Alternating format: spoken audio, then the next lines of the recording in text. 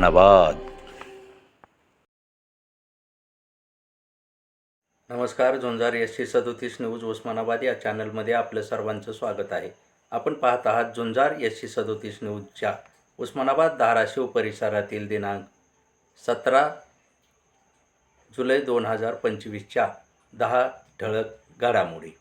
जलजीवन मिशनच्या उद्दिष्टाला खीळ, अनेक कामे पूर्ण होऊनही निधीची पाहावी लागते वाट।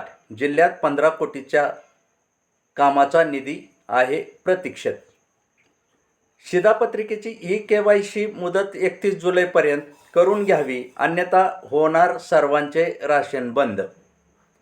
एकीकडे सरकार मोठा गाजावाजा करून लाखोच्या संख्येने वृक्षारोपण करण्याचा कार्यक्रम आखताना लोहारा तालुक्यात जेवळी येथे महावितरणच्या ठेकेदाराकडून झाली अनेक झाडाची बुडापासूनच कत्तल। गरज सरो अन वैद्य मरो या म्हणीप्रमाणे निवडणुकीत लाडक्या बहिणीला मतदान करून सरकार आणले आणि सरकार आल्यानंतर अनेक लाडक्या बहिणींना अनुदानापासून रोखून सोडले वाऱ्यावर। बहिणी पाहत आहेत अनुदानाची वाट। महाराष्ट्र विधान भवनाला लावला पडळकर व आव्हाड यांच्या कार्यकर्त्यांनी हाणामारी करून कलंक। पडळकरांनी अंगावर गाडी घातल्याचे कारण व हाणामारीमुळे राज्यातून मंत्रालयात कामासाठी येणाऱ्यांचाही जीवही धोक्यात। उस्मानाबाद धाराशिव जिल्ह्यात सरसकट पशुहत्या बंदी करावी या मागणीसाठी झुंजार SC 37 न्यूज उस्मानाबादने दिले जिल्हाधिकारी यांना निवेदन। चिवरीच्या महालक्ष्मी मंदिर परिसरात सोलापूरच्या महिलेचे 3 लाख रुपये किमतीचे गंठण चोरीला गेले। भाविकात उडाली मोठी खळबळ। नळदुर्ग पोलिसात अज्ञातावर गुन्हा झाला दाखल।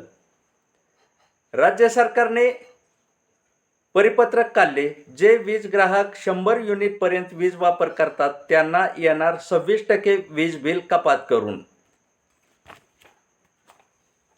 ऑनलाईन फसवणूक प्रकरणात उस्मानाबाद धाराशिव सायबर पोलिसांनी कळंब तालुक्यातील तडवळे गावात दोघांना व्हॉट्सअपवरून लोकांना गेमिंगची लिंक पाठवताना रंगेहात पकडले व गुन्हा दाखल दोघांवर झाला।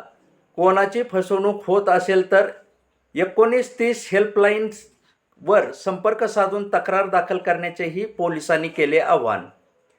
जिल्हा प्रशासन व उत्स्फूर्त लोकसहभागातून हरित धाराशिव उस्मानाबाद या एका दिवसात 15 लाख वृक्ष लागवड कार्यक्रमाची राखीव वनशिंगोली येथे कार्यक्रमाची तयारी युद्धपातळीवर सुरू।